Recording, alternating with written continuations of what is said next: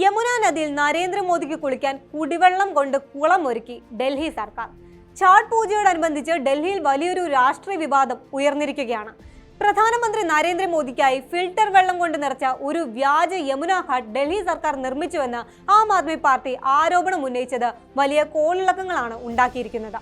ബീഹാർ തെരഞ്ഞെടുപ്പും ഛാട്ട് പൂജയും ഒന്നിച്ചെത്തിയതോടെ യമുന നദിയുടെ മലിനീകരണം മറച്ചുവെക്കാനുള്ള ശ്രമങ്ങളാണ് നടക്കുന്നതെന്നാണ് ആരോപണം. സാധാരണ ജനങ്ങൾ യമുനയിലെ മലിനവെള്ളത്തിൽ പൂജ നടത്താൻ ഇറങ്ങുമ്പോൾ പ്രധാനമന്ത്രിക്കായി ശുദ്ധജലം ഒരുക്കി ജനങ്ങളുടെ കണ്ണിൽ പൊടിയിടുകയാണ് BJP എന്ന് ചൂണ്ടിക്കാട്ടി AAPയുടെ നേതാക്കളടക്കം ആഞ്ഞടിക്കുകയാണ്.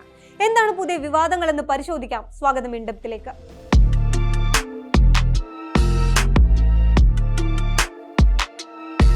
കാലുകുത്താൻ പോലും കഴിയാത്തത്ര വൃത്തികെട്ട വെള്ളമാണ് യമുനയിൽ ഒഴുകുന്നത്. വെറുമൊരു റിപ്പോർട്ടല്ലേ ഇത്? പലതവണ പരിശോധനകളിലൂടെ തെളിഞ്ഞിട്ടുള്ള ഒരു യാഥാർത്ഥ്യമാണ്.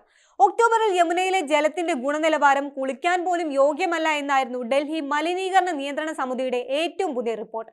ഛാട്ട് പൂജയ്ക്ക് എത്തുന്ന ഭക്തർക്ക് ഗുരുതരമായ ആരോഗ്യ ഭീഷണിയുണ്ടെന്ന മുന്നറിയിപ്പും ഇതിനോടൊപ്പം ഉണ്ടായിരുന്നു. ബീഹാർ, UP, ജാർഖണ്ഡ് തുടങ്ങിയ സംസ്ഥാനങ്ങളിലെ വിശ്വാസികൾക്ക് വളരെ വിശേഷപ്പെട്ട ഒരു ഉത്സവമാണ് ഛാട്ട്. ഒക്ടോബർ 25 മുതൽ 28 വരെയായിരുന്നു ഇത്തവണത്തെ പൂജ. ആയിരക്കണക്കിന് ആളുകൾ യമുനയിൽ പുണ്യസ്നാനം നടത്താറുണ്ട്. യമുന നദിയിൽ മുങ്ങി നിവരുന്നത് പുണ്യമാണെന്നാണ് പരക്കെയുള്ള വിശ്വാസം. എന്നാൽ ഇപ്പോൾ ഒന്ന് കാലെടുത്ത് വെച്ചാൽ പോലും വരാനിരിക്കുന്നത് മാറാ രോഗങ്ങളായിരിക്കും. അതാണ് അവസ്ഥ.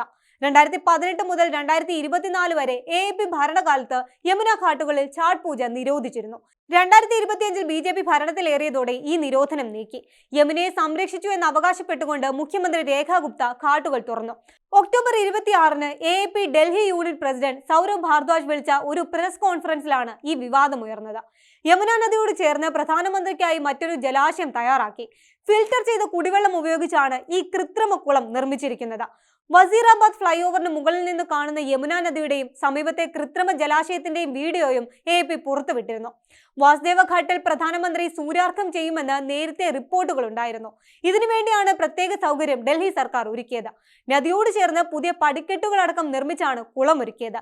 ഡൽഹിയിലെ ജനങ്ങൾക്ക് കുടിവെള്ളം എത്തിക്കുന്ന വസീറാബാദ് വാട്ടർ ട്രീറ്റ്മെന്റ് പ്ലാന്റിൽ നിന്ന് ശുചീകരിച്ച വെള്ളം എത്തിച്ചതായും സൗരഭ് ഭാർദ്വാജ് ആരോപിച്ചു. യഥാർത്ഥ യമുനയിലെ വെള്ളം കലരാതിരിക്കാൻ പ്രത്യേകം മതില് കെട്ടി കുളം വേർതിരിച്ചിട്ടുമുണ്ട്.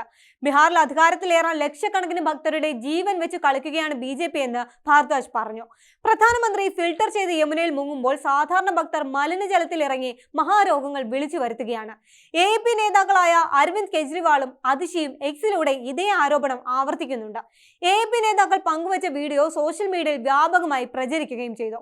എന്നാൽ വെറും രാഷ്ട്രീയ പ്രതികാരം എന്ന് പറഞ്ഞ് BJP ഇത് തള്ളിക്കളയുകയാണ് ചെയ്തത്. വാസുദേവ ഘട്ട് പൂർണ്ണമായും ശുചീകരിച്ച സ്ഥലമാണ്. 8 മാസത്തിനുള്ളിൽ BJP സർക്കാർ യമുനയുടെ അടിസ്ഥാന സംരക്ഷണം പൂർത്തിയാക്കിയിരുന്നുവെന്നാണ് വാദം. മുഖ്യമന്ത്രി രേഖ ഗുപ്ത ഘാട്ടുകളിൽ പങ്കെടുത്ത് ഈ വാദം ഉറപ്പിക്കാനുള്ള ശ്രമങ്ങളും നടത്തിയിരുന്നു. ഇതിനിടെ ഡൽഹിയിലെ BJP MLA രവീന്ദർ സിംഗ് നെയ്ഗി യമുനയുടെ പരിശുദ്ധി തെളിയിക്കാൻ വെള്ളം കുടിച്ചു കാണിക്കാനായി രംഗത്തെത്തിയിരുന്നു. കഴിഞ്ഞ ആഴ്ച സൗരഭ് ഭാർദ്വാജ് ഉയർത്തിയ വെല്ലുവിളി ഏറ്റെടുത്തായിരുന്നു ഈ നീക്കം. 2 കുപ്പിയുമായി എത്തിയ MLA വെള്ളമെടുക്കുന്നതിനിടെ കാൽവഴുതി നദിയിലേക്ക് വീഴുന്നതിന്റെ വീഡിയോയും ഇതിനിടെ വൈറലായി. എന്തായാലും വിവാദങ്ങൾ ഉയർന്നതോടെ സ്നാനം ചെയ്യാനുള്ള നീക്കം പ്രധാനമന്ത്രി ഉപേക്ഷിക്കുകയും ചെയ്തു. യമുനയുടെ അവസ്ഥയെക്കുറിച്ച് ആം ആദ്മി സർക്കാരും ഭരണകക്ഷിയായ BJPയും തമ്മിൽ ശക്തമായ ആരോപണ പ്രത്യാരോപണങ്ങളാണ് നടക്കുന്നത്. ആം ആദ്മിയുടെ ഭരണകാലത്ത് പരാജയപ്പെട്ട ശുചീകരണ പദ്ധതികൾക്കായി പാർട്ടി 6500 കോടി രൂപ പാഴാക്കിയെന്ന് BJP തിരിച്ചടിച്ചു.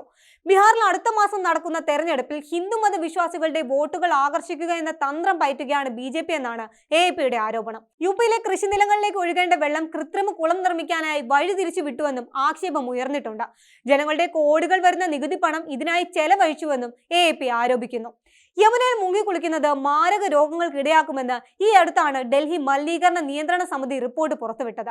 കഴിഞ്ഞ ആഴ്ച യമുനയിലെ വിഷപ്പത ഒഴിവാക്കാൻ രാസവസ്തു തെളിച്ചതും വിവാദമായിരുന്നു.